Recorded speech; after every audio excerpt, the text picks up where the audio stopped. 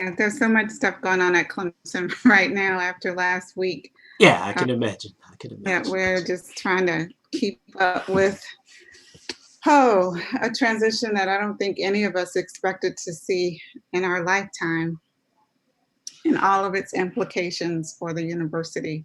So students are excited, and we're just trying to wrap our minds around what does it mean. Is this kind of a one-off, or is this an opening for some other things to happen that need to happen? So anyway, thank you for your patience as I finished up that call. Hey, no problem. No problem. So how are you? It's so nice to see you and to talk to you. Yeah, I'm thinking about a lot of the things that you just said because Mm, for me, I kind of left all of this in 1991 saying, wow, there's a mhm. lot that needs to happen here, but there's a Yeah. lot that needs to happen before any of it can really happen. Yeah. So Yeah. I've been watching and paying a lot of attention. Haven't been involved directly a lot since I left, but I Mm, have been paying a lot of attention, and even more so since AD Carson was there, mhm, and mhm. he kind of We woke everybody up. yeah, yeah, yeah. Because Yeah. I was involved in the Black Graduate Student Association at Georgia Tech when I went to grad Okay. school, Mhm. and I was involved in the Society of Black Engineers when I was at Clemson, Ah, and okay. never had time to build it into what it could have been. But at BGSA, I took that time at Yeah. Georgia Tech, and when Mhm. I saw the amount of social capital you can gain when you've got all these scholars, all these folks are going to be Yeah. professors somewhere or research scientists from Yeah. all over the country. We still left a lot of meat on the bone, if you will, Mhm. because you're there for a single-minded purpose. You're trying to get your PhD, so you're Right. not really involved in amassing social capital. But for those who did connect around all of that, we got a lot of stuff done that I wish I had known how to do at Clemson, but Mhm. all that's for a time and season, so it doesn't.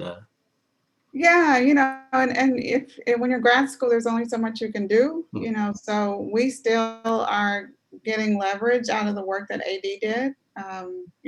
He was here with us for 4 years, but he gave us the gift of that See the Stripes video, of his dissertation, of the work that he has continued to do at UVA. So we want to make sure that our students know about AD, but on my Call My Name page, we're doing this really broad stroke overview of, I'm calling it the history of Black protests on Clemson land. So we start in the antebellum period with a little girl named Izzy who tried to burn the Fort Hill house down. And we are just going through and saying, in every generation, every group of African Americans who were here, there was always someone fighting for justice and equality. Oh, I'm reading. I'm reading all of it. Yeah, always someone. We want them to know, no, this is not No. new. Didn't start with the civil rights era. This has always been, and there's so many stories we don't have. But I'm so grateful. Every generation we have a story, at least one story to tell. So we want them to know that they stand on the shoulders of, just I think it's over 2 centuries, right, of history. Um, and this time is long overdue, but it's here. And so I want to maximize it as much as possible. And the thing we're trying to do is I think alums are finally starting to speak up and share experiences that, for some of them, they're very painful.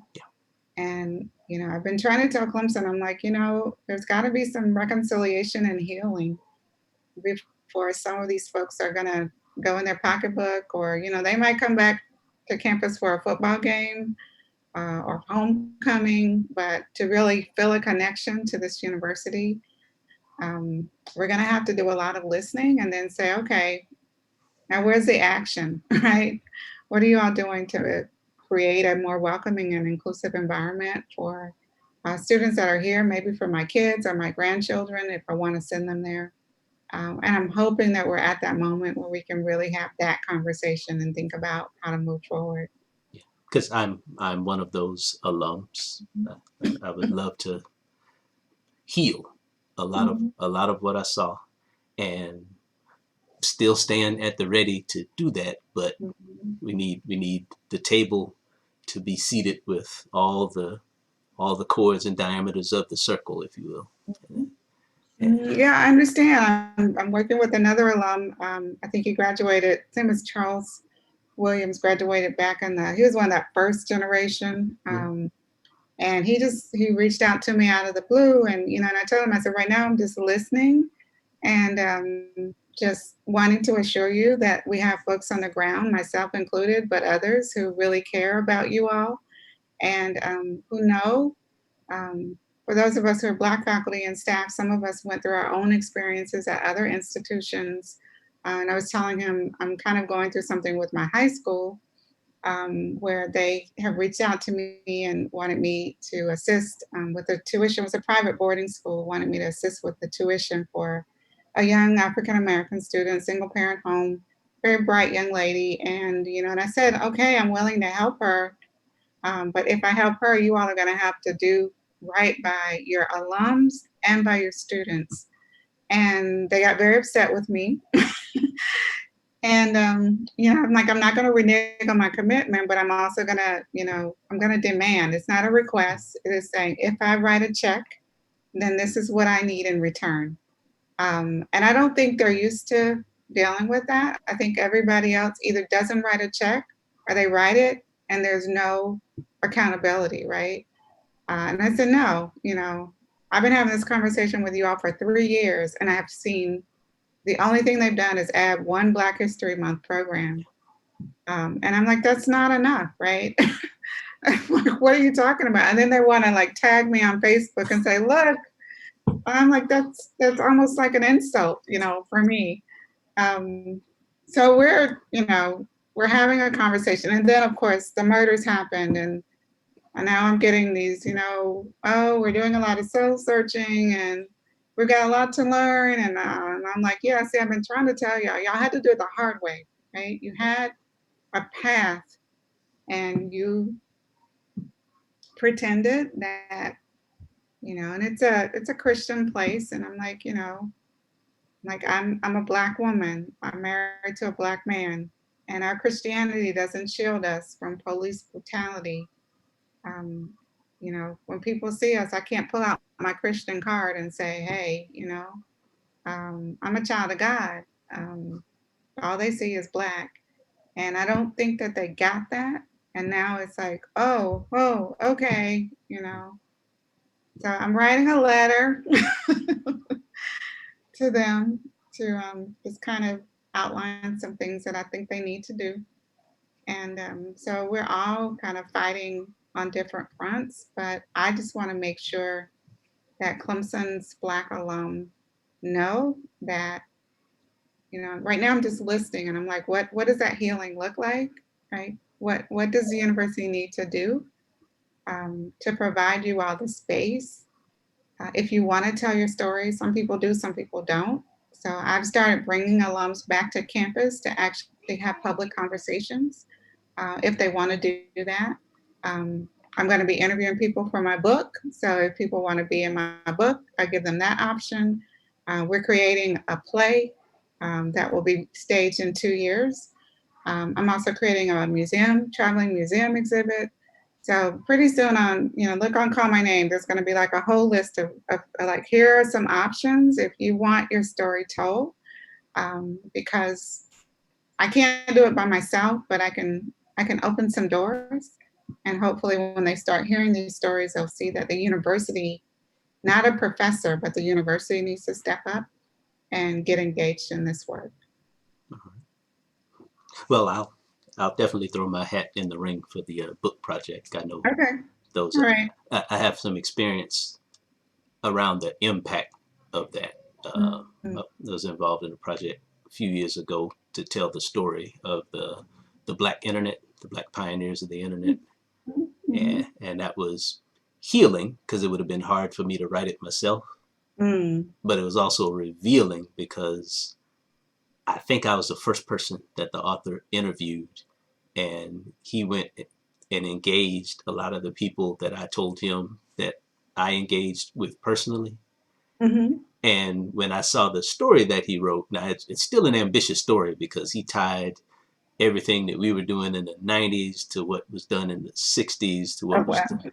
And then he tied all of it to the cocaine problem in Silicon Oh, Valley. And yeah, oh, wow. he went a lot of places. So when I read it, I said, okay, I got to read this again. But now he stands by his story. And I said, well, if you devoted that much of your life to this, Mhm. and I see the part that I played in it, and then how much more took place outside of me, then I will give it a very honest and critical read Mhm. and see what I learned from it, and then we go from there. But he called me out of the blue, and Mm. if he found me, I'm this kind of guy where if you found me, I know how to look for stuff because I kind of, especially about that project, because see, Yeah, I was about I, to say. yeah, I get recruited to a lot of projects because Yeah. see, I'm not a coder Uh, or a developer. I'm an engineer, and I'm not really an engineer. What I am at my core is I'm a strategist. So okay. I have always been sought for the ability to bring it all together, Yeah. to Mhm. analyze and synthesize. And I see the value in that. But in the technical community, it's very hard to sell that to the techie community as Mm. value. The techies Okay. say you got value if you can code, you Right. got value if you can go in the lab and invent something. Right. Don't tell me all of this, you can talk. Mhm. But when we would give talks, I would always give the talk. And then Mm. the questions would come to me, and then the opportunities would come to Right. me. And Right. that caused a lot of friction between Yeah. all of us. But it helped me see, yeah, that world outside of the techie world, all they see is the guy who can engage in the discourse and make it all make sense to them because they're trying Mhm. to figure out who I'm writing this check to, not what I'm writing the check for. They're trying to Right. see who I'm writing the check to, and they were writing the checks to me, and I learned that. Yeah. Definitely Mhm. learned that. Mhm. Yeah, so I So tell definitely me want to help with that. yeah. Yeah, so tell me a little bit about your, experience at Clemson. How did you Well, get there and well, I'm from Calhoun County in South Carolina. right, I remember you telling me Yeah, that. went to Calhoun County High School. Um, I was the star of my high school. Okay. And when I was going to school, I didn't realize that I was from the I-95 corridor of shame. Like Um, that name came long later. long after I was gone. And I would tell anybody I didn't live in Disneyland, right? But it's where I was from. My family got 80 acres and a couple of mules. Like we were landowners, and everybody knew it. My great great grandmother had 5 husbands, and she had families with all of them, and most of her land was inherited, but she eventually inherited enough to start buying it. Okay. So when we have our family reunion, it is literally on our land, and as Wow. far as you can see, we own all of it, which Wow. which is just powerful every time Yeah. we get Wow. together. But Mhm. yeah, so I came to Clemson with a scholarship, the R.C. Edwards scholarship. I'm not sure I would have gotten there without that because my parents' marriage began to kind of dissipate when I was 10, but it lasted all the way up to my senior year. And they actually broke up my senior year. So I emancipated myself and said the only way I'm going to college is to fill out all these applications. So that's all I did my last couple of years is I filled out applications and I hit on a lot of them. I got a lot of money to go to Clemson, a lot of money to go to Georgia Tech. Okay. I visited Georgia Tech on National Merit Scholar Day, and it freaked me out because they were starting to use the computer to Mhm. instruct the large classes, Okay. and they had the wisdom to take the National Merit folks to a computer instructed class, and half of us, all the students of color, got up and left. So there's no way I'm coming to school here. Wow. No way. And I came through the Clemson Career Workshop, so I had Okay. already been there. Mhm. I had met most of my electrical engineering professors. I met Bob Snellsire. I met John Como. These are guys that I took every chance I got to take once I was in the double E department because both of them scared me when I was Mhm. at the career workshop in what they taught because I'd never Really? seen anything like that. But they were nice to me. Mhm. So I was brave enough to go and tell them, I have no idea what you told me when I was in high school. And they both said, well, we kind of don't expect you to. I'm like, you don't Mhm. expect me to? No, well, no. I mean, what we do is kind of, this Mhm. is electrical engineering. It's way up there. So, no, you're not dumb if you don't understand what we said. And the lesson there was, I'm terrified to talk to professors. But every time I talk to one, I actually learn that they are people. Mhm. So maybe this is where I come to school, and maybe I might even want to become one of these professor people. I might. I might. Mhm. So Calhoun College probably changed my mind about that now because I chose to live in the dorm and not amongst the people. And the dorm was in the Clemson house. Well, you've been there since the Clemson house has been torn down, right? Yes, it was still standing when I got there in 2007. Yeah. So back in the day, if you lived in Johnstone, you showered with everybody else Yeah. in a in prison barracks. Like Yes. I worked It was for. the barracks. Yeah, Yes. yeah. Look, I Mhm. worked for Alan McCrary Johnstone, the son of The sun? I Okay. worked Oh, for him. wow. So Okay. I came to Clemson knowing, hey, those are prison barracks. Yes. I ain't living over there. So he told me, man, if you can live in the Clemson house, yeah, you better go over there. Mhm. So the only reason I joined the honors college was so I could have a dorm with a kitchen and a Okay. private bathroom. Because Yeah. otherwise, the college had an air about it, Okay. even in Okay. 1987. Yeah. It still was there. Yeah, and Yeah. when I joined it, black folk were quick to tell me, going up there on that hill with your people. Mhm. So that created this dynamic where if I went to fight and I was with my brothers, I was the worst basketball player because I'm 5'6". Mhm. I can shoot. I'm kind of quick, but they tower over. I was the worst ball player. When I went to the Clemson house, I ran the Clemson house, and everybody knew that, and that was just weird. But it was that was always my experience. There was I'm kind of not really part of either one of these Mhm. communities, Yeah. but that helps me. That helped me in ways I can't even explain.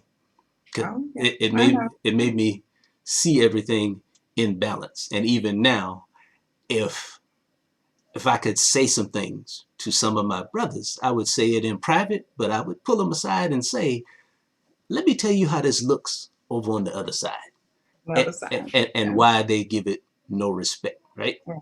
And all I can tell you is this is what it looks like. Now Right. I can't fix it for you because Right. you might not even believe what I say. You know, Right. especially if you know I lived in the Clemson house because I'm Uncle Tom for all you know.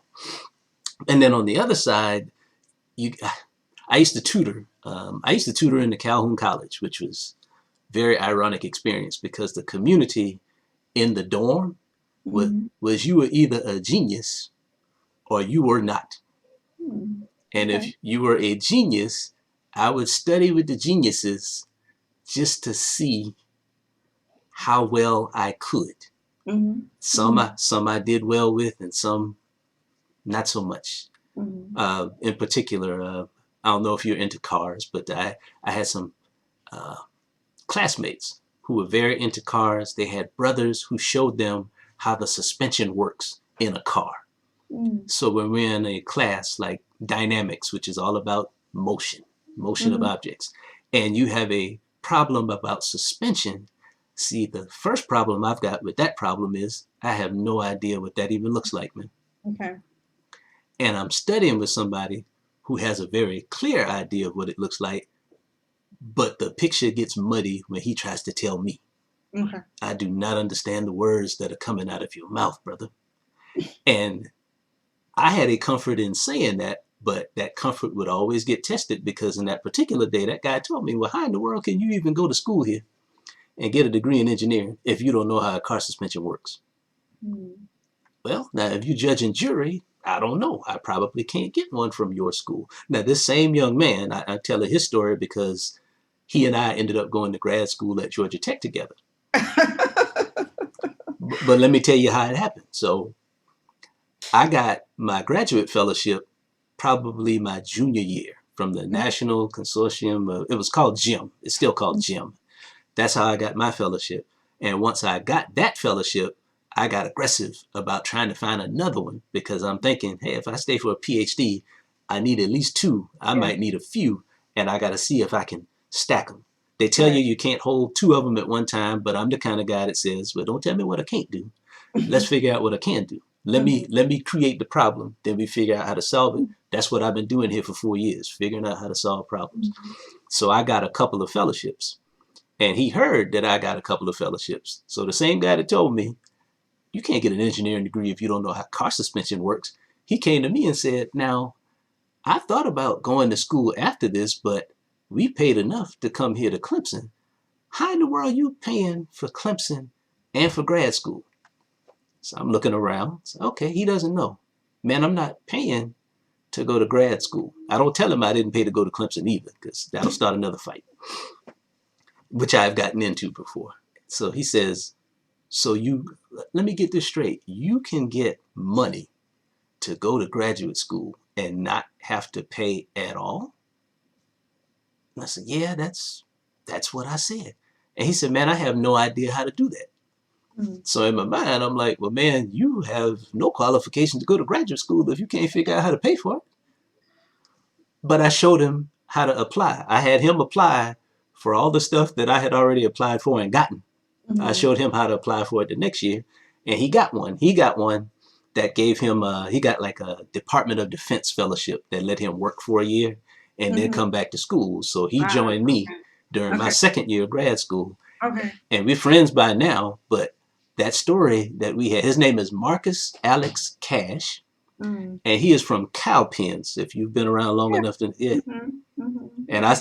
I say it slow. I don't know how they say it, but Cowpens reminds me he is a stone's throw in philosophy from Mhm. where I'm from. I'm from Right. Ellery. You're from Cowpens. We're the same, man. We're the Right. same. Right. But you told me, yeah, you can't get no engineering degree. So a lot of microaggressions. When I heard that term, I was set free because in 1987, I don't know what to call this. This ain't enough for me to smack you, right? Right. But I don't like what you just said. And if I come back at you, I'm going to look like a fool. So Right. let me hold that. Let me hold that. One guy I was tutoring, he would be one of the guys who was not a genius, struggled, didn't stay in the honors college. But in his first year, he said, yeah, I bet you get a lot of stuff, man, because you're black. Mm. So I said, okay, now you coming at it from a different point of view. What you think I get because I'm black? Well, I bet you get scholarships. I bet you get a lot of extra help and attention.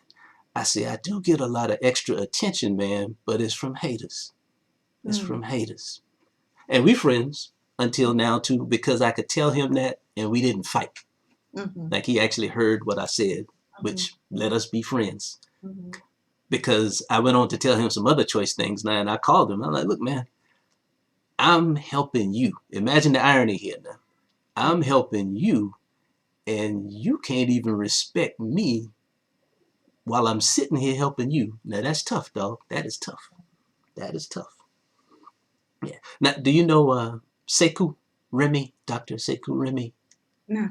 All right, he was on Clemson's computer science faculty until maybe 2018. I know he left. Okay. Yeah, but he was my classmate at Georgia Tech, so that's how I kept up with what was going on at Clemson when Excellent. AD was there because Okay. he had just set up his tent there, and we have a mutual friend who helped me a lot back in the Black Internet pioneer days. Okay. Yeah, so when he left, I never got his story about why he left, but I could put two and two together that he didn't have a great experience. I just didn't get to hear a lot about it. Yeah, Yeah, I'm sorry about that. Yeah, I was just on a call this morning talking about, well, talking more about student retention. And it was a meeting with students, so I didn't broach the subject about faculty retention, but they were supposed to retain all the faculty and double our numbers. And Clemson can't hold on to faculty of color. I yeah, mean, it's like Black faculty, we usually gain two or three and we lose two or three every year. yeah. Now, do you know Dr. Martin, Anthony Martin? Anthony Martin. What department is he in? Electrical engineering. Yeah, see, our paths don't. They're in a different college, different building, different part of campus. Well, So, I'm gonna make sure Yeah. y'all. I'm gonna make sure y'all know each other now. Cause Okay. he started the year that I left, Okay. 1991, Okay. and I know him. I got to know him. I made sure I got to know him, Okay. and in getting to know him, he can survive on his own because he came. He went to Clemson undergrad, but then he Ah, but then he went yeah. to grad school at the And University of it came. Mississippi. Oh my. Oh Okay. yeah, yeah, yeah, Yeah, I was gonna say, yeah. yeah. Yeah. He's ready. Yeah, he was ready, Yeah. and he's Yeah. still there now. He has Yeah. stayed there the whole time, and Okay. I looked him up maybe 3 years ago, and he didn't recognize me because I was probably about 30, 40 pounds heavier when I was in Mhm. school. Mhm. So when he saw my picture, I sent my picture just so, yeah, it might be strange that I remember you, but I really do know you. Here's Mhm. my picture. And he was like, I did not know who you were from that picture. I just took your word because who else knew that I sent the Clemson chapter of Nesby to the national conference in 1991? The guy you gave the money to, I remember. Mhm. Mhm. Yeah, but yeah, he's still there, and I haven't, talked turkey to him about all of what's been going Yeah. on. But I know he's got a very wide and long-term lens, both from being Mhm. at Clemson Yep. and from Okay. being Teacher. in the land of the rebels. He'd be a good guy to talk to. So I'll make sure y'all know each other. Yeah, yeah. Oliver, what's Oliver? Professor Oliver Myers. I think he's in, he's a black professor who's been at Clemson maybe 3 years, Okay, 3 or 4 years. in But electrical engineering. I think I Okay, think Oliver's in, let me just check right quick. I think he's an electrical engineer. Um, he's probably the only person I know over that way. Oliver Myers, Clemson. Yeah, young.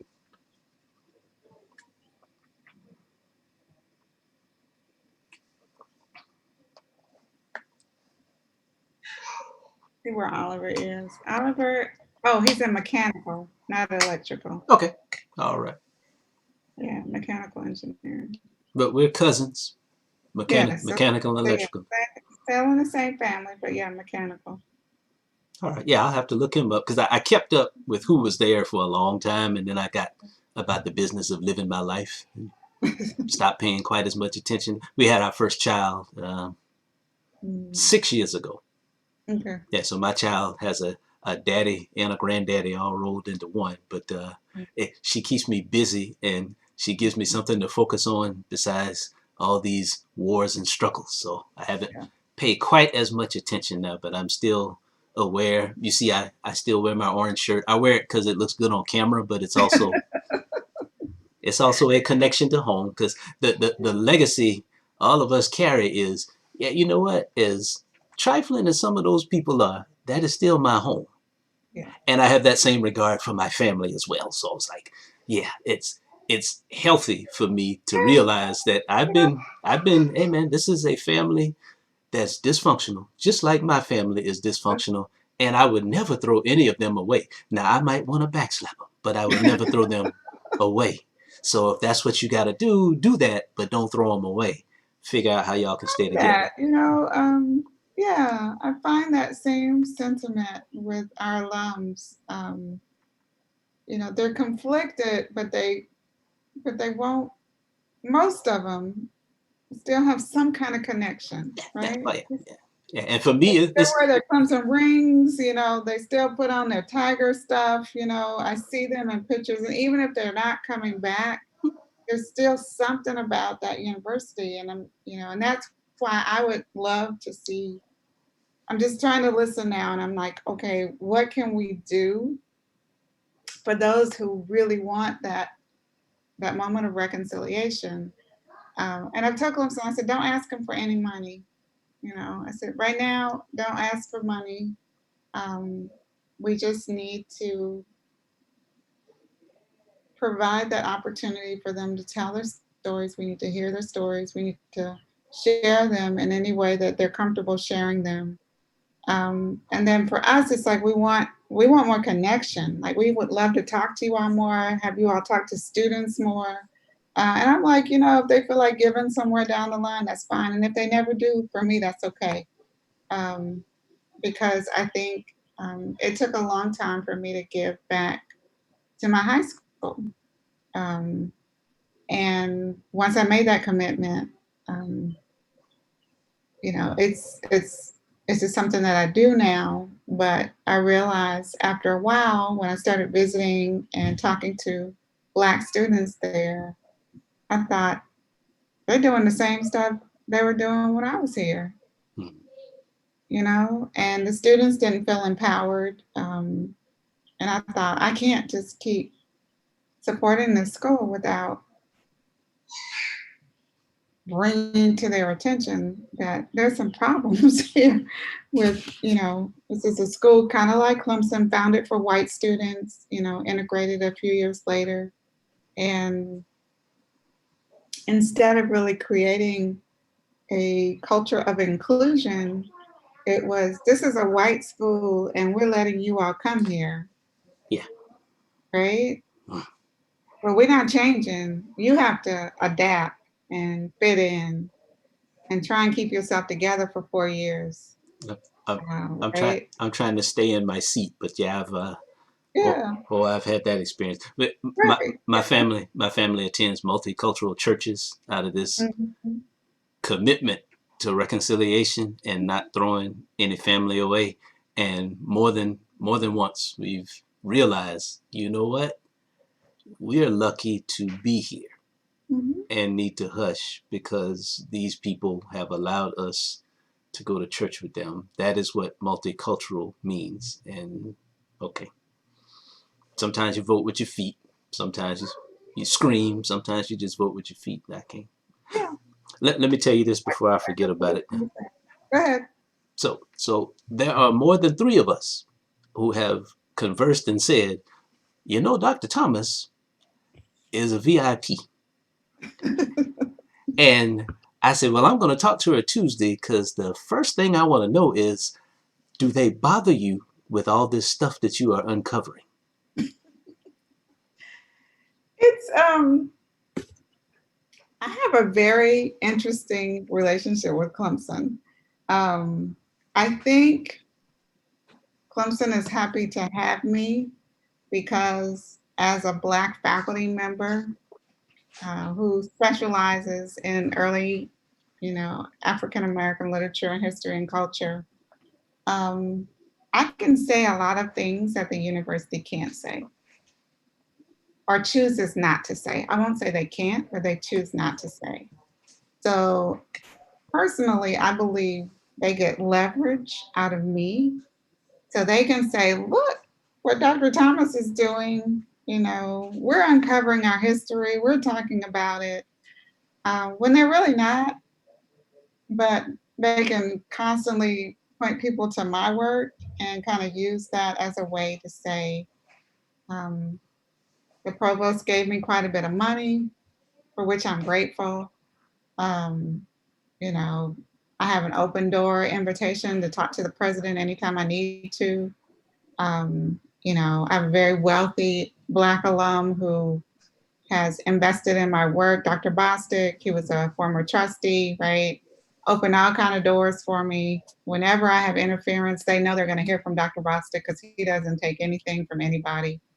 Um, so I think I've also been told because I have this personality where students are like, she'll be up there telling them off, but the way I do it, and it's a performance, right? There's a way that I've cultivated when I have to talk about really difficult things.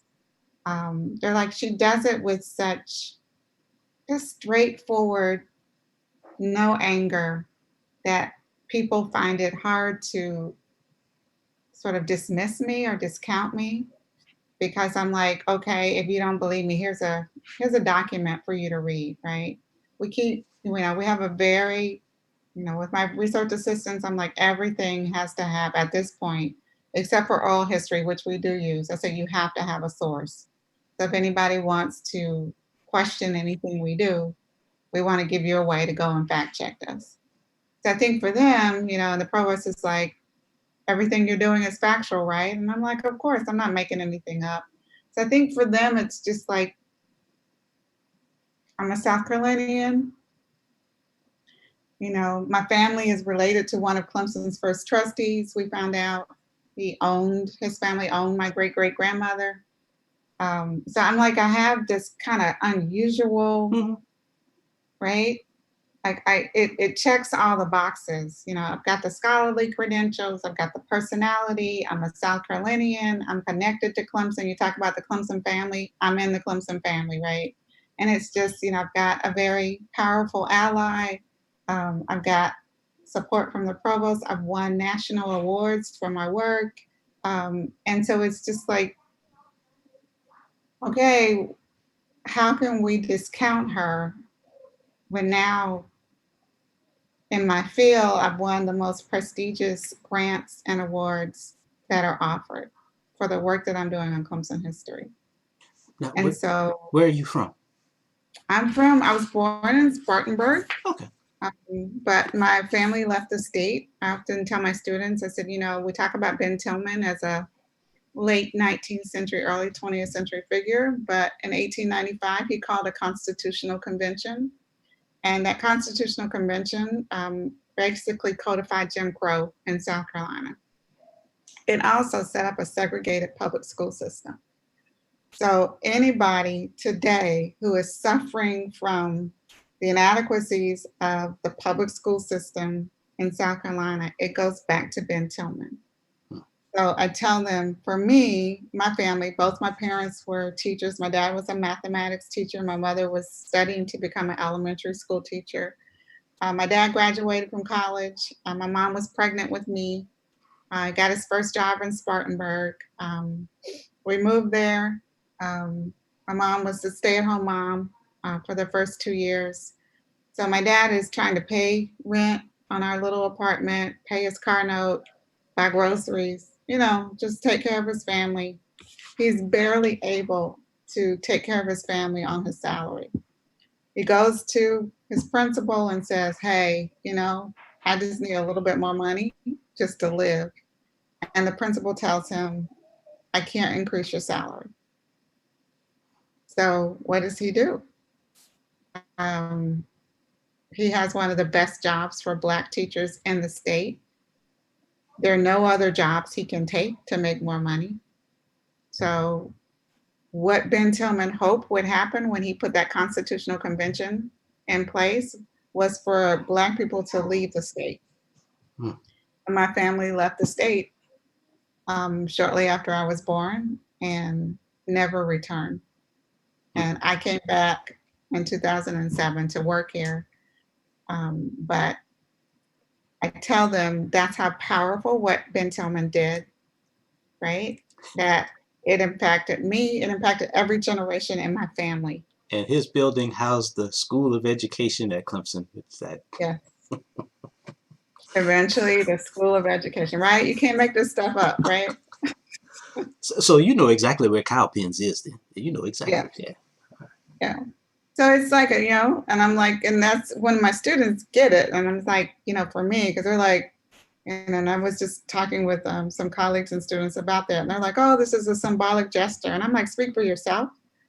For me, Calhoun and Tillman are the twin evils of South Carolina, right? One of them is pro-slavery. The other one is pro-segregation.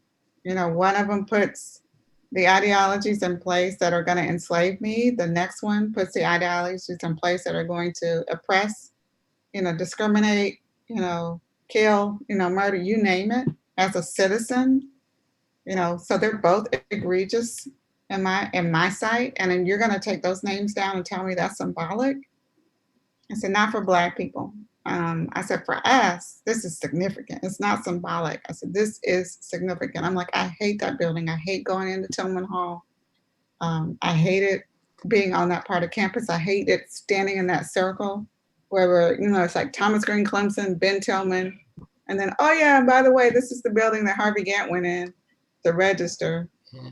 And do you know, from my day now, our connection to Tillman is that's where Dr. Corinne Sawyer was, the founder of the Clemson Career Workshop. So Wow. that is sacred ground for us. Like Wow. for years, whenever I walked in there, I felt her. Now she's still with us, Okay. Yeah, but I mean that lady, man, that lady, and Wow. she remembers me. Like That's amazing. she is almost 100, but I was about to say she should be in her 90s. yeah, Yeah. she remembers that I was really into computers, and every Okay. conversation we ever had, she was trying to get me to stop buying Apple computers. That is all we ever talked about. Because I swore by Apple back in the '80s. Okay. Now you can't. Well, you could give me one, but now you can't get me to buy one because I know how Yeah. much cheaper PCs are. But yeah, Yeah. so when I walked into Tillman for years, Wow. Dr. Sawyer, that's how Yeah. interwoven and complicated all this stuff is. Oh, Wow.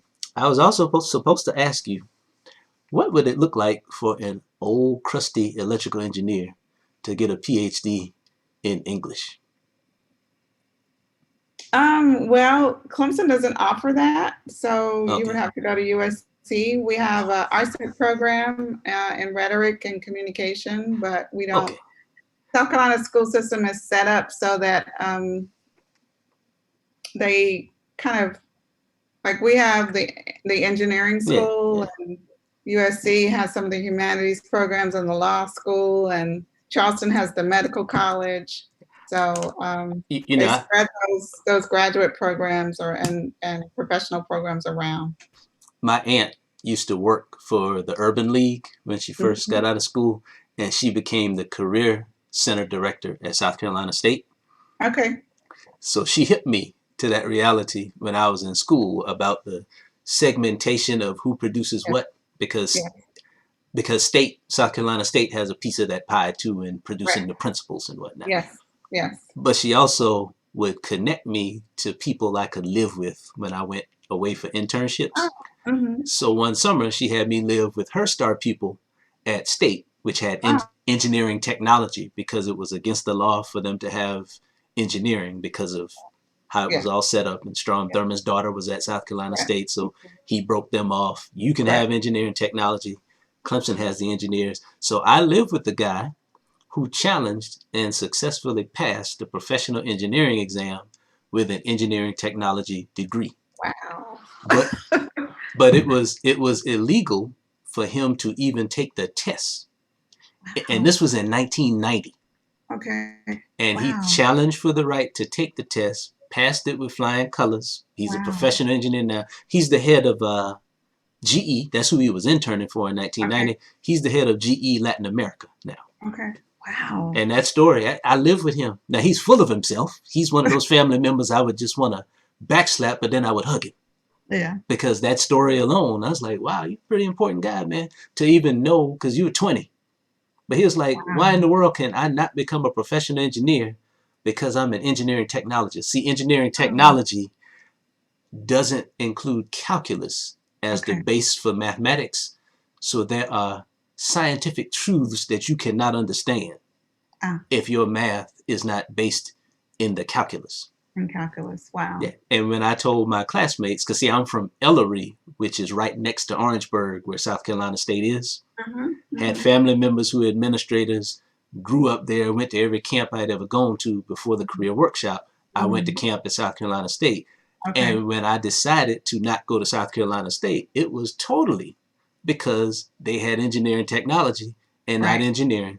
So imagine me when I'm 16, I'm explaining this to people where I live, and they're looking at me like, all this jibber jabber this guy is saying, this guy wants to go to school with the white folks. Yeah, Yes.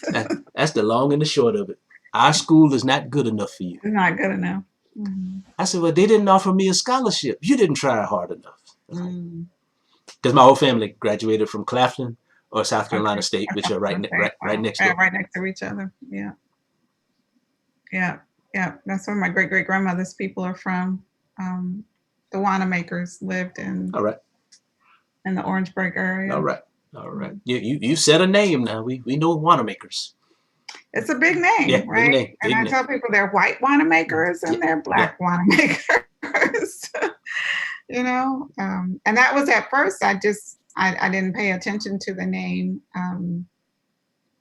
until I'm doing the research for Clemson, and then I see John Edward Wanamaker, and then I thought, it could just be black people. Yeah. But I had had DNA testing done, and when I checked my DNA cousins, Yeah.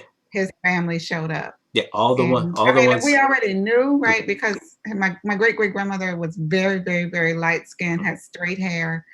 My grandmother, like 2 generations later, is described as a mulatto when she's a child. So we knew, but I just, I tell people, I said, I've been teaching this all my life, my adult life, and talking about it to my students. And then all of a sudden, and you kind of know it in the abstract because so many of us have that history, but never in a million years did I think I would find that ancestor at Clemson Yeah. University. Yeah. Yeah. But we're from Ziegler's and Bonaparte's. Those are the two dominant Ah, names in my okay, family. And the White Zieglers had a family reunion in 1980. I remember that. And they okay. came to my grandmama's house and invited her and us to the family reunion. Now, we didn't go. We were not Yeah, enlightened enough to say, at wait, that point, yeah. I know I said, ain't no way in this world I'm kin to y'all. I am not. And see, they spelled Ziegler Ziegler, and we Mhm. spelled it Zeigler. So Okay, my 10-year-old self said, "There's no way I could be related to you because y'all spell your name differently." differently. Bang bang the gavel, case closed. Yeah, Mhm. but my grandma's very light skinned, and then her mom's very light skinned. So I was like, "Oh no, we are related to all of these We're people." related. Yes, yeah. Yes, yes, we're related. Yeah, we're related. And I think we all, and I had heard the stories, on my grandfather's side, on daddy's side, and it's both those parents, but now I think it's even on my mother's side. Don't know as much about that generation on that side of the family. They're from like the Bamberg area, North Augusta, over that way. Still trying the Williams name. And when I did a little preliminary research, and they're like, "Oh yeah, the Williams were big slave owners." And I just took a deep breath, and I'm like, "Oh, am I ready for this?" So, Yeah, so I've Williams. got to, yeah, I've got to go back and do it. But Well, that's I'm a like, this is South Carolina history, right? and that's another name connected to my family as well. Oh, okay. Williams, Yeah. and that they William. and a lot of the black Williams are very very fair skinned with very straight hair. They're in the funeral home business actually, so Oh, okay. Okay. you'll they're easy to find. And generations All of right. them have been in the funeral home Yeah, business. Williams is that's a big black family name Mhm. in South Carolina, so I've learned a lot about my family since I came back. And you know, I think, going back to your other question, I didn't want to come to South Carolina. My husband and I were looking everywhere but South Carolina. My husband's from Chicago. Had lived in Tennessee and Florida, really wasn't interested in living in the South again. But when we both saw the job ad separately, Mhm. and both knew that that was where I was going. He saw it, and then we talked about it. And when we sat down, it was kind of funny because we were both like, "This is the job. This is what we've been waiting for." Because it took like all winter. I would be getting interviews, and I would be like one of three, or second of, somebody would get the job and you're the second choice. So they'd be interviewing three people, and I'd be the fourth one. And I'm like, "God, what are you doing?" Like, what is going on? And then this job pops up like 3 months into my search, and both of us saw it, and we're like, "That's what we've been waiting for." And we came to South Carolina, and I hated it when I first got here. Clemson was a very difficult place to work in 2007. Mhm. Um, but I stayed, and gradually things got better. And then as I started doing the research, which no one was talking about, but a very few people when I got to campus, you went on a house tour, no mention of slavery. Um, you know, I couldn't understand how people were so comfortable with that history. And then I found out about the building's name for Confederate veterans, and I'm like, where on earth am I? Found out, Thomas Green Clemson had fought for the Confederacy, making munitions, and I'm thinking, how can people work on this campus or go to school here and just think this is a normal place, right? And that's what it felt like, that everybody just, it was almost like cognitive dissonance, that Yeah, you would yeah. just kind of like put it somewhere else and just to suspend reality. And Well, I couldn't do that. we got two wonderful distractions, man. You got that football team, and you got rigorous academics. Because I know once I buckled down and decided I'm not going to any more parties, and I'm not going to sit in the logia. Is the logia still there? Even Hmm. it is. It Okay. is. Okay. Yeah. Yeah. But once I decided I had to move away from all of that, my last 3.5 years went by like that, and it was a It's blur. true. It was a It's blur. true. Yeah, it's true. But now, things are changing. I think our students are coming in more activist minded. Mm-hmm. They come in with more of a sense of justice and equity. And it's very easy to see. This fall, I have, I think, 5 students of color in my African American literature class, the most. Usually it's 1 or 2.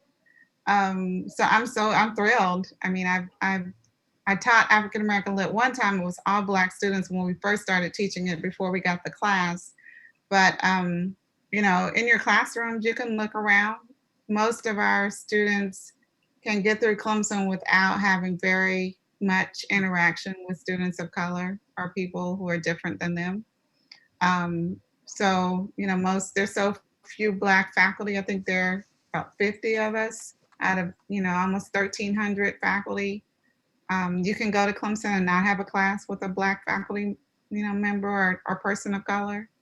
So it's very, very easy to come in there and ignore it, even though you're on a plantation. And our football team is doing well, and Dabo, he runs a tight ship with those guys. Well, So, right, he runs a tight ship. So they're very well mannered. When they travel, they're in suits. I mean, it's just, they're respectable Negroes. And so that's what, even this little protest that they had last weekend, when I saw the advertisement, and I said, why did they have to say peaceful?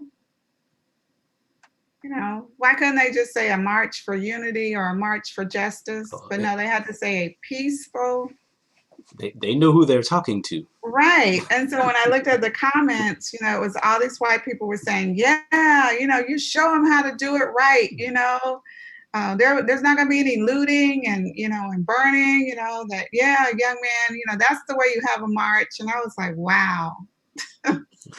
Give us a march we can be comfortable with. Yeah. If you have to be at unrest, Yes. please make me comfortable with what you're going to Please do. make me comfortable. Yeah. That's what that was about. Please assure me that you all are respectable young men. Now, I wanted to make sure I ask you this too. Now, what I know I have to do is speak to where my greatest struggle was at Mhm. Clemson. That's the greatest help I can give, and it wasn't with white folk. It wasn't Clemson House, wasn't Calhoun College. It was peer, and it'll take me a long time to unwrap that. But I know that's what I need to end up writing about. Okay. And the irony that Sue Lasser's husband is the director of Calhoun College now. See, that's been on my mind ever since he took that helm. Because I was like, wow, my two most significant experiences are with Bill Lasser's current job and his wife's current and former job. Wow. And there's a lot to unpack there. But just as I was wedged between the Black community and Calhoun College, see, in peer, I was wedged between peers' dreams and ambitions, because I was like the poster child when I was there. Okay. And see, I was supposed to become the first African American engineering professor somewhere. Okay. That was what I was supposed to do. And now I hope I'm wrong, but that was just the vibe I got from the attention that I received. And I knew I was getting attention that the other students weren't getting. We're not getting. And I'm not sure those students knew that I was getting that kind of Uh, attention, but they okay. knew that they weren't getting that kind That of works. attention. Yeah. Mhm. So the alums that I spoke to last week, where we all agreed that you were VIP at Clemson, they both shared their peer stories with me. And Mm. I said, okay, let me tell you what I understand about all of this now that I am older. Mhm. I would always have this feeling that Sue was destined and purposed to help me, so much so that she didn't know what I really needed help with. Like I needed to accept the help that she had brought to me. And it wasn't until I met several other Sioux Lassers at a African American Jewish leader retreat that Congressman John Lewis helped to start Mhm. here in Atlanta. It's called Project Understanding, and you have to be under the age of 33 to attend. And I'm pretty sure that has some Jesus overtones. Like they only want people under the age of Ah, 33. okay. Yeah. And I didn't get nominated to go until I think I was turning 33, maybe like 2 months after the Oh, retreat. wow. Okay. But when I went to the retreat, I met Sue Lasser like 40 times that weekend.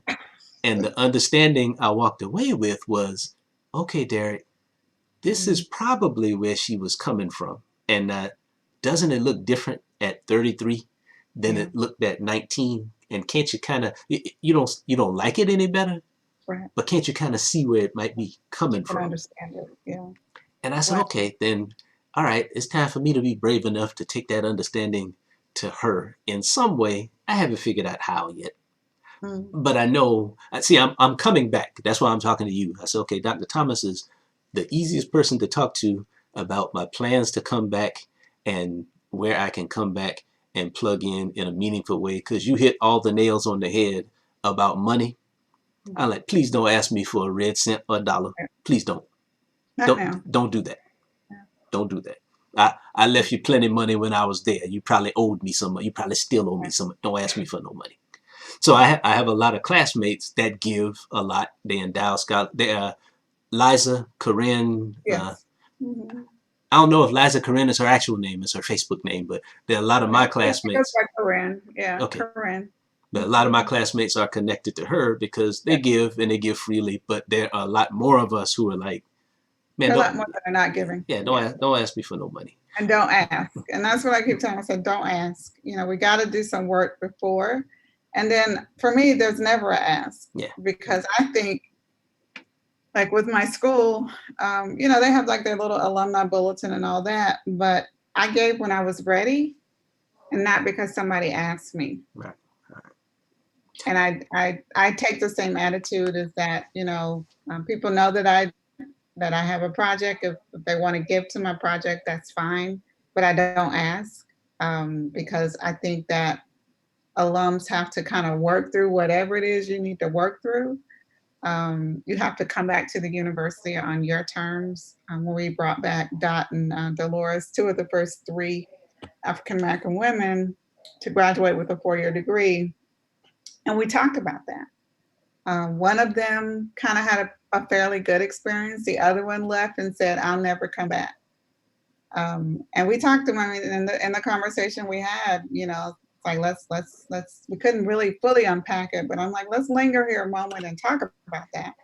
And then Dolores ends up coming back, and she talked about like kind of how she gets invited to come back. They didn't ask her for money, right? They asked her to come and be involved. And so she kind of has gradually warmed up to the university. Um, and that's what I'd like to see more of, right? That, is it, I'm an engineer, so I can come back and give a talk, in the School of Engineering. Is it, I want to come back and spend some time with some students, just listening, talking. Is it, there's a program on campus and it's specifically geared toward alumni that are within like a 2-hour radius of Clemson. So we're like Charleston, Columbia, Charlotte, Atlanta. Let's have something regional where we bring you all in and we have a program specifically tailored for our alums. It might be on a football weekend, it might not, but I'm like, let's think about giving and creating this welcoming environment and see what happens. Now, I am a musician now. My connection to AD is I've written a dissertation, and I've always called it that. But Okay. I never had a thought or a notion that anybody would ever let me do it to satisfy the requirements for a Mm, PhD. So when I first heard about him, I went and listened to all this stuff, and I said, mhm, okay, yeah, this is of significant scholarly quality. If you're asking me, now who am I? I'm a poor man's untitled scholar with only a master's degree in electrical engineering. Now, if I had a dollar for the number of times I've heard that, I'm like, well, I tell you what, you go find me 5 other people who have that, and I earned that, and you don't know the half of what I learned in getting those degrees, because I learned far more than the degrees ever taught me. But at any rate, when I listened to his, I said, okay, now if I'm evaluating my own stuff, I don't know if anybody's going to give me a PhD for it. I don't want that. What I want, though, is for it to help people heal, feel and heal, and express and explain some things that people have a hard time understanding and accepting because they're mhm, always going to find a way to tell you that you told them wrong. mhm, And I said, all right, well, maybe that's how. See, I'm walking around my house every day thinking, okay, I want to go back, and I want to go back and make an impact, make a real impact, and I want to contribute to the solution, the reconciliation, the healing. There are a lot of problems that need to be resolved around letting people feel and helping mhm, them heal, and mhm. even peer. It's like maybe that's what I do now. I just got to figure out how to do it.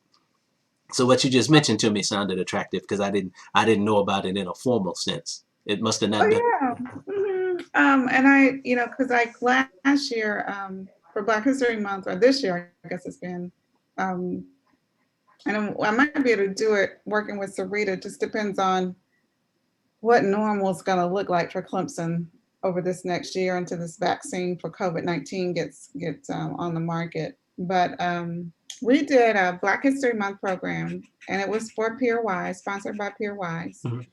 and I was one of the speakers. So Sarita had three speakers, I think faculty member, former student, and a third person, and I can't remember what the third person did. They had some of the Greek organizations do step shows. There was a young man who did something on Black history. So it might be in a forum like that, where you could come, where you'd have a lot of interactions with students. It Okay. sounds like what you might want to do would be appropriate, right, for students in some kind of forum like Yeah, that. I think so. Yeah. But yeah, I'd be happy to explore some options for you and see what could be worked out. Yeah, but that was one of my goals, and Mhm. another was to say thank you, now, because I think you know exactly what you're doing, but there are some of us outside who see. Mhm. Well, I appreciate you telling me that. I mean, I feel there's a calling on my life for this work, and I mean, I'm a Christian, and I do believe that um, I didn't just get sent to Clemson randomly.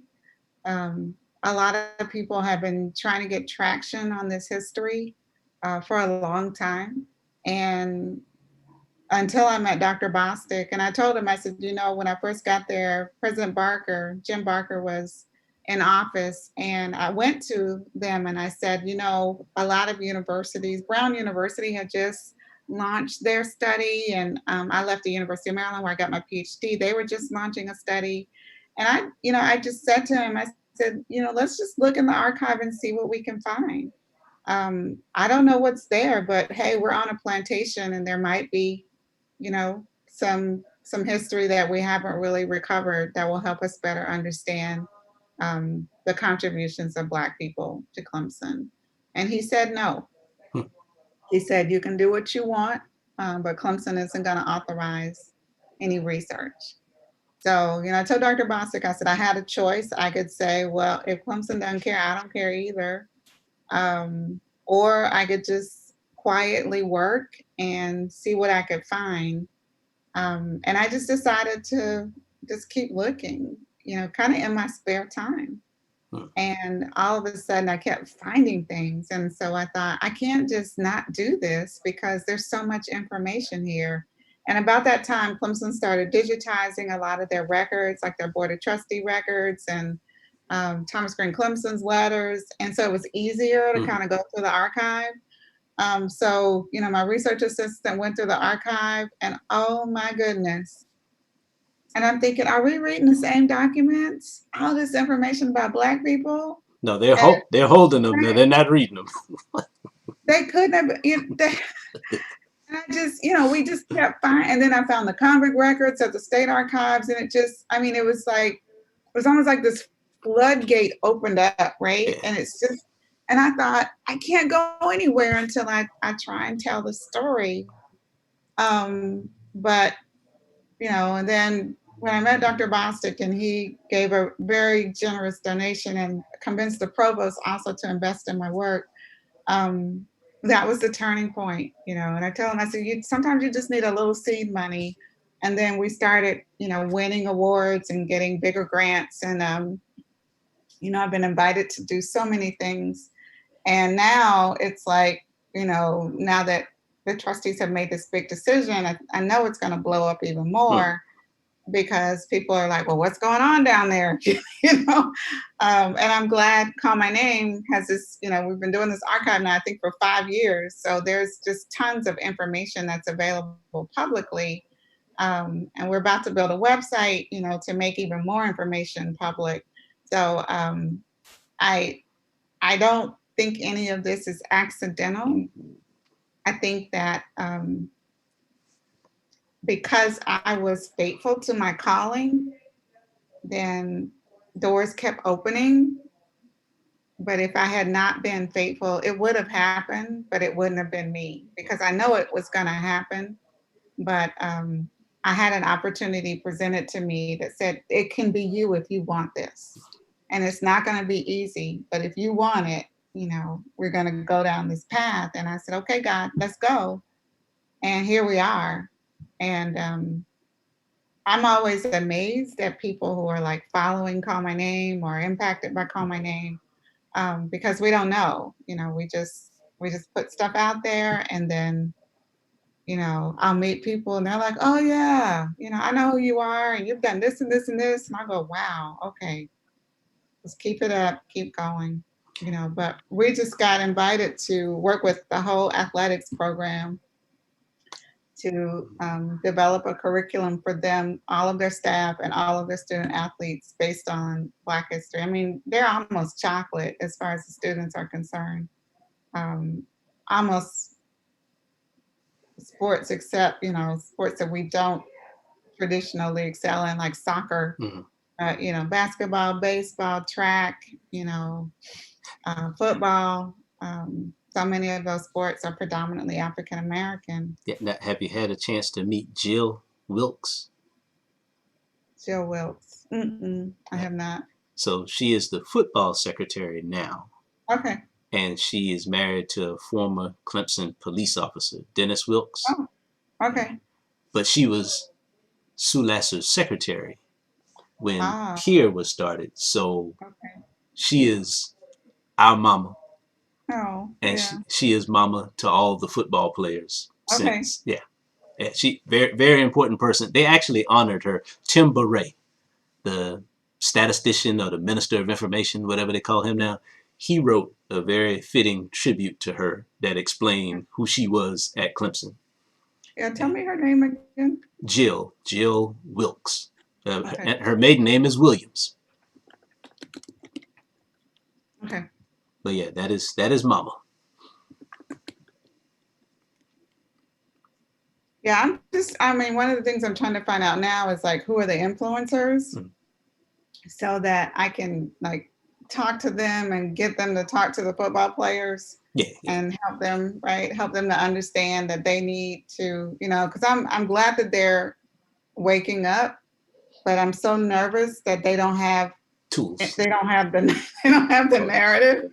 So I'm just like, woo, every time they start talking, I get nervous. You and me.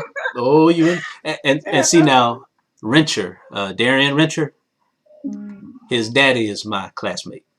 Oh, okay. Yeah, came and left at the same time. He looked just like his daddy. Yeah, and I think he has some equipment, if you will. But now, Okay. yeah, most of them though, when they talk, I'm like, yeah, they don't know, man. They don't know.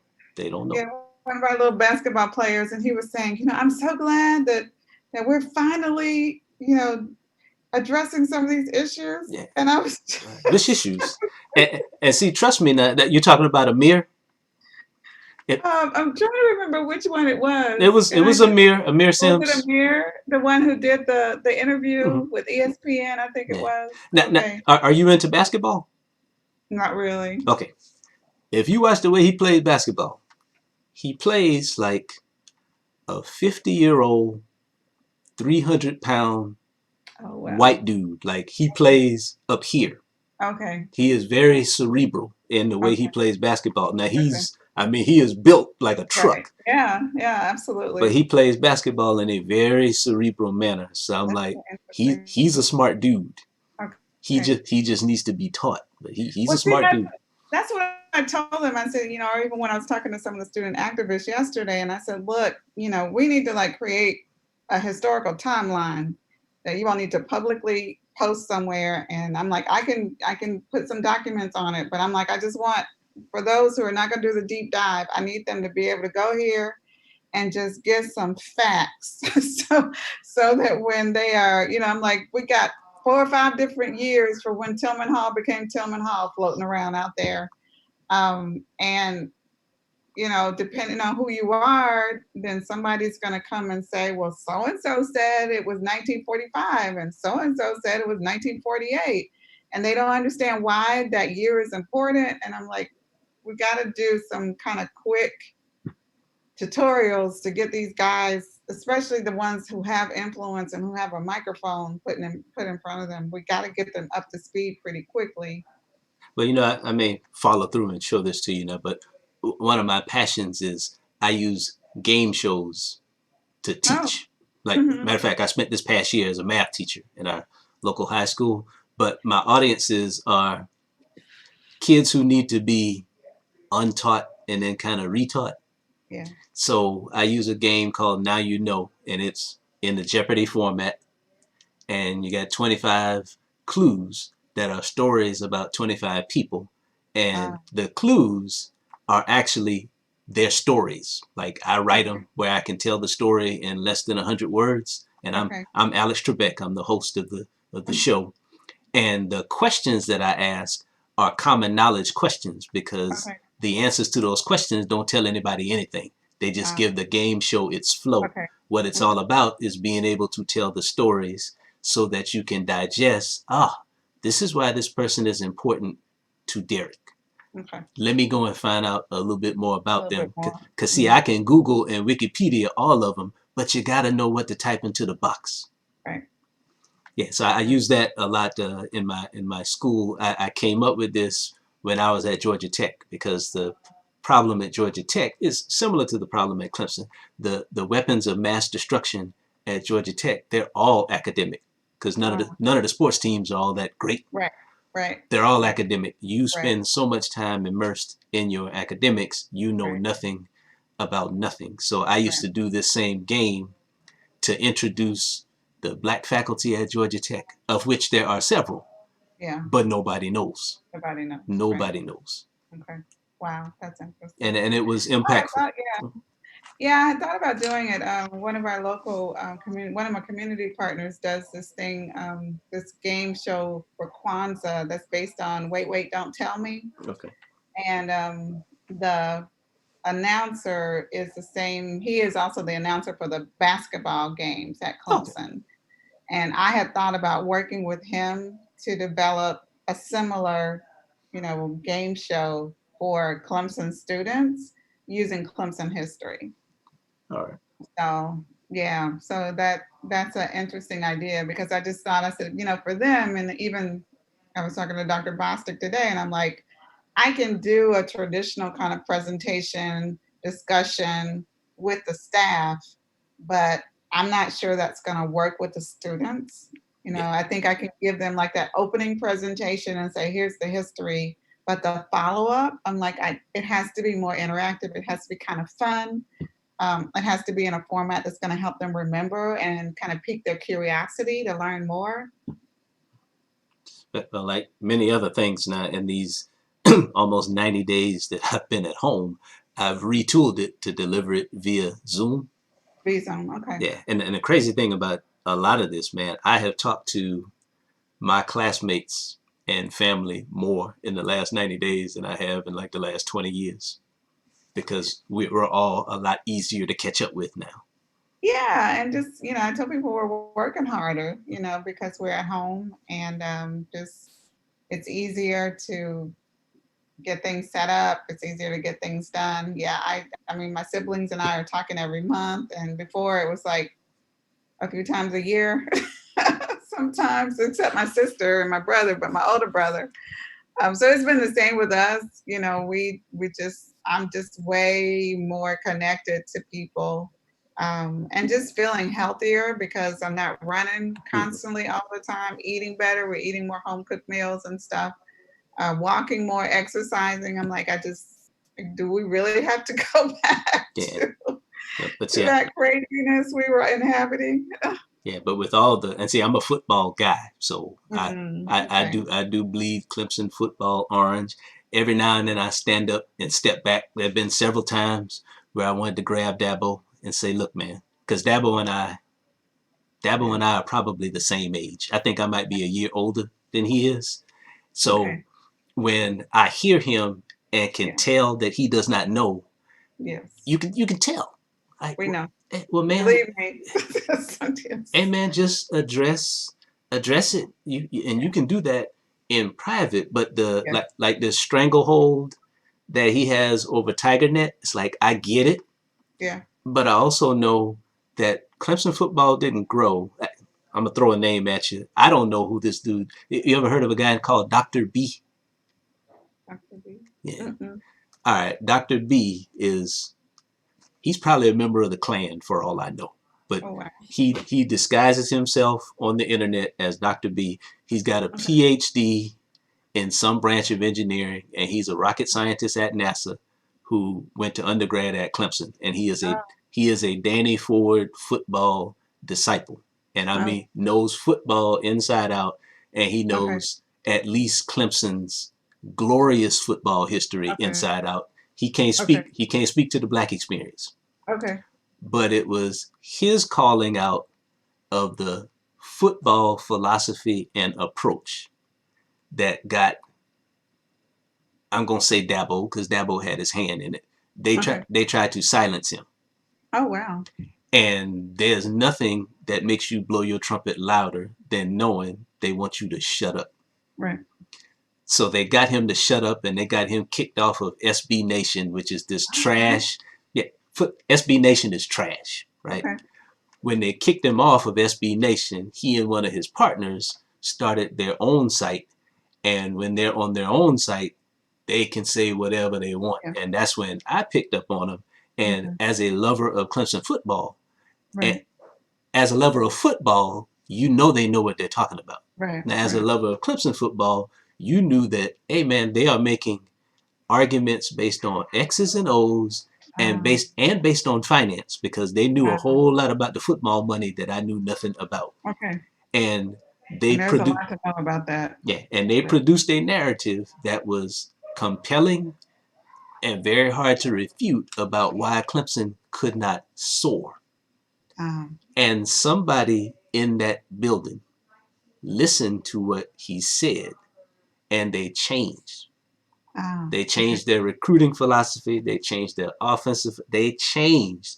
And you saw in real time that they were changing. And Oh, you give all wow. the credit to them because you don't know that there's this blogger.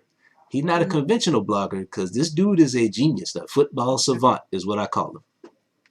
Wow. And he does give off these overtones of being a little racist and Okay. redneckish, but the man knows what he's talking about. And when they listen to him, and evaluated the way that he was evaluating because he would Mhm. take every game and Uh, break down every that's play not what of happened. Okay. every game. Wow. And I watch the games, and I'm an old athletic director. I think I Mm-hmm. know what I'm seeing, Mm. but when I watch the game with him With the guys. calling the Mhm. film, I'm like, no, he sees plenty of stuff that I don't see. And his whole Okay. mo was, you got to recruit a higher caliber athlete that is tough, but is also uh, nice and docile and all those other things you want. Yes. You got to get better players. Yes. They have to be Yeah, pliable. yeah, got to get better players. But yeah, so Hmm. the I didn't same know the same way Dabo listened to him. All right, that. Okay. Okay. Dabo will listen. Dabo is a Okay. good dude, right? He's a good dude, and he's got a good heart, and he'll listen. And because he is from a lot of the same disparities that a lot of us are from, Yeah. He so is. he will listen. He's got a story. Yeah, and Hmm. somebody just has to tell him because and I was glad to at least I think I heard him say he got it wrong the other day because we were praying. Please don't let this stay like this is because yeah, America is looking for a reason to trash you because they're tired of you getting all the attention to yourself. When Mike Gundy is over there and at Oklahoma State wearing his OAN shirt, everybody only pays attention to Dabo. Let's tear Dabo down. Hey man, you gave him a reason to come for you, He and did. and it does not. And He did. AD's friend, the guy who used to be a professor there, who also raps. Oh, I Chinjarai, yeah, Kumanika. Hmm. Chinchaway told him. He told him. Hmm. He He did. told him. But I don't know who Chinchaway was at Clemson, and I knew he left. I know when I read it, I said, "Yeah, man, you better have some people behind you because they'll get rid of you, man. They don't know you. They'll get rid of you. They'll get rid of you." Yeah, Chinj left. He's been gone. I knew Chinj wasn't gonna stay long. Um, Clemson was too confining for the kind of work that he does, and I completely understood. I mean, there's some people. I mean, I hated to see him go, but I think it was in his best interest to go somewhere else where he could thrive because Clemson wasn't going to offer that to him. Yeah, well, he definitely told him the truth now. But He see, did. there's graceful truth, and then there's kind of mean truth. I was like, It's, yeah, mean truth is easy to ignore, man. That's easy to yeah, ignore. he told the truth. They He definitely told. told the Well, truth. I think Dabo learned a lesson, but I wish that he had not spoken at the march. I wish that he would have just let the players and the students completely have that platform. I didn't feel like he needed to be on the stage. You know, of course he wants to be there with the team, but I Yeah. just thought if he had just let the athletes, student athletes, and students have that moment all to themselves. But I'm gonna give him this, and then I'm gonna take it from him at the same time. All of us are like this mixture of will and won't and good and bad. He he likes that microphone, He does. and he likes that light, He does. and he wasn't gonna not be in that light. But he wasn't going to not be in it, you know. But I just, that was when they kept saying Dad was going to enter, and I was like, why? Why are you going to do that? Or let one of the black assistant coaches, have that moment. Bring your team out so people can see them because a lot of people don't know who they are, and let them. And I'm like, Dad, well, this is not about you. Yeah, but see the national narrative is he's making money off of these black boys, and he's not speaking up for them, so he has to counter that. I I stopped watching ESPN when Stuart Scott, the late Stuart Scott, said he was doing his thing that Stuart Scott did when he read the highlights, and he said something during the highlights like, "I know there are plenty of you who have now watched this highlight for the eighth time this morning, but our research tells you that you still watch anyway." Mm. And that's what told me, I got to stop doing this, man, because I'm being programmed and I don't even know I'm being programmed. Because they're not only showing you the games, they're telling you what you ought to think about the games and what you ought to think about who you're seeing and who you're not seeing.